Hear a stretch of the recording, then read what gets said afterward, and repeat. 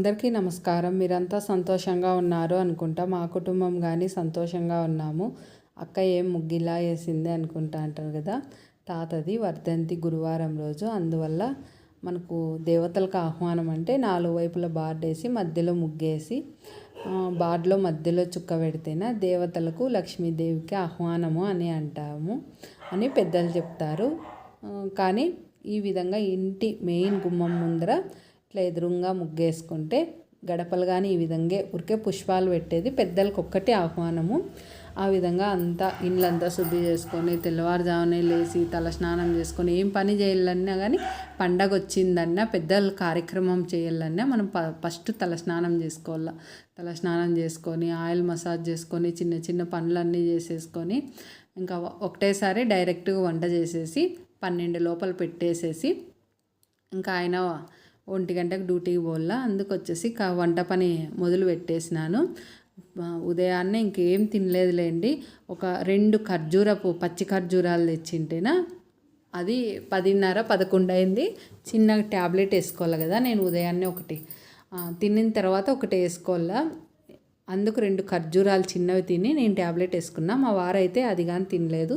ఎందుకంటే ప్రతి సంవత్సరం 23 సంవత్సరాల నుంచి ఇదే విధంగానే చేసుకుంటా అన్నాం మేము. వర్ధంతి రోజు వచ్చేసి స్వీట్ చేసి పెడతాము. మళ్ళీ పితృపక్షాల్లో అమావాస్య రోజు వచ్చేసి హాట్ చేసి పెడతాము. హాట్ అంటే చికెను అట్లా కలర్ రైసు ఎవరికి నచ్చిని వాళ్ళు చేసి పెద్దలకు పెట్టి చేస్తారు. కానీ ఈ వర్ధంతిగా రోజు కానీ మన పెద్దలకు కార్యక్రమాలు చేయడం వల్ల మనకు ఏమన్నా దోషాలు ఉంటే 7 తరాలు నుంచి ఉండే దోషాలు కానీ పోతాయంట. చూడండి, పెద్దల కార్యక్రమం చేయడం వల్ల పిల్లల చదువులు కానీ వ్యాపారంలో అభివృద్ధి కానీ మన సంసారం ఎక్కడ వేసిన గొంగలే అక్కడే ఉందని పెద్దలు అంటారు. చూడండి, అలా ఉండకుండా సంసారం రోజు రోజుకు కొంచెం తగ్గిపోవడం కానీ మనకు పెద్దల దీవెనలు ఉంటేనా మన సంసారం కానీ పెరుగుతుందంట. మరి వచ్చేసి పిల్లలకి వివాహాలు కానీ బాగా చదువుకుంటారు, ఉద్యోగాలు రాక ఇరుగు పొరుగు వాళ్ళతో గొడవలు కానీ మళ్ళీ వచ్చేసి మనకి ఇంట్లో మనశ్శాంతి ఉండదు. ఎప్పుడు ఇంట్లో ఉన్నా మనశ్శాంతి ఉండదు, పిల్లలతో అన్నా మనశ్శాంతి ఉండదు. అలాంటివన్నీ తొలుగుతాయంట పెద్దల కార్యక్రమాలు ఎప్పుడు చేసి పెద్దలను గౌరవిస్తా అంటే మనకు ఇలాంటివి దోషాలు కానీ తొలగిపోతాయి అనేసి నేను పండితుల ద్వారా విన్నాను. నేను అప్పటి నుంచి కానీ ఇదే విధంగానే ఫాలో అవుతాను. ఈ విధంగా మనం పెద్దలకు చేసుకోవడం వల్ల మన కుటుంబాన్ని, మన పిల్లలను, మనల్ని ఎల్లవేళలా ఉండి దేవుళ్ళు ఎట్లా రక్షిస్తూ అంటారో మన పెద్దలు కానీ 7 తరాల పెద్దలు. ఇప్పుడు భార్యాభర్తలు ఉన్నారనుకో, భార్య పక్కన 7 తరాల వాళ్ళు, భర్త పక్కన 7 తరాల వాళ్ళు ఇద్దరు కలిసి మనల్ని దీవిస్తారంట. మనం ఇట్లా కార్యక్రమం చేసినప్పుడు అందరూ వచ్చి మన ఇంటికి వచ్చి భోంచేసిపోతారంట. మనం కార్యక్రమం అంటానే వాళ్ళకి తెలుస్తుందంట, పెద్దలకు వచ్చి భోంచేసిపోతారంట. ఈ కలియుగంలో అలాంటివన్నీ మనం నమ్మము, కానీ ఇలాంటివన్నీ ఉన్నాయి. నమ్మి చేస్తే భగవంతుడు పెద్దలు మన ఎంట ఉండి మనల్ని నడిపిస్తూ అంటాడు. ఇంకా మా వారు మార్కెట్కి పోయి వచ్చినాడు, కొన్ని కావాల్సినవి తెచ్చినాడు. అరటి పండ్లు డజన్ వచ్చేసి 100 రూపాయలు ఉన్నాయంట. ఇంకా తమలపాకులు, ఉర్లగడ్డ మళ్ళీ నిమ్మకాయలు, బంతిపూలు, మల్లెపూలు, చామంతులు అవన్నీ కానీ తీసుకొచ్చినాడు. అన్నీ చూసుకుంటున్నాను ఏమేమి తెచ్చినాడు అనేసి. ఇంకా లేనివన్నీ తెప్పించినాను. ఇంకా మా తాతకు చాలా ఇష్టము శనగ బ్యాళ్ళును బియ్యం నానేసి 1 గంట దాన్ని మిక్సీ పట్టేసి బెల్లం వేసి పాయసం చేసినాను. పాలు, గోడంబి, ద్రాక్ష, నెయ్యి అవన్నీ వేసి అవ్వ చెప్తుంది. దీన్ని అప్పుడు పెద్దలు వచ్చేసి కీరు పరమాన్నము అనేదంట. మీ తాతకు కీరు చేసి 1 చెమ్ముకు పోతే చెమ్ముకు తాగుతాండే అనేసి అవ్వ అంటుంది. ఎప్పుడు అంటుంది అవ్వ.